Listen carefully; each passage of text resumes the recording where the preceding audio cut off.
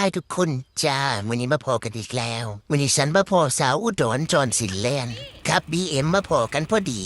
ฉันก็เลยว่าป้าเข้าไปหาหมองนางเบาพื้นคนจักหน่อยพุ่นในป่าดอกไม้พุ่น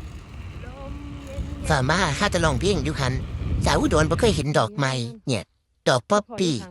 ภาษาฝรั่งเศสก็เอื่นหยังเกาะ กกลิโกโกลิโก ฮะหยังเกาะ แมน กับโกกกกิกิโกกับโกบโอ๊ตสามึงโถ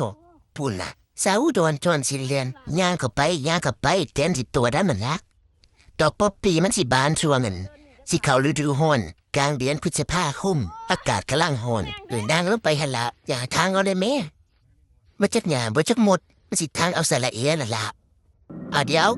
1 2 3เชะเพิ่นก็สิว่าเป็นงามคักที่นอนยืนเอ็กท่าถ่ายรูปคักมันงามเบิดเลยมันงามดอกไม้น่ะนะเว้ยออกมาห้วยคลิปหน้าเดี๋ยวฉันสิพาไปเบิ่งดอกลาเวนเดอร์เด้อขออนุญาตไปเว้าพื้นคนจักหน่อยบ๊ายบายพบกันใหม่จ้า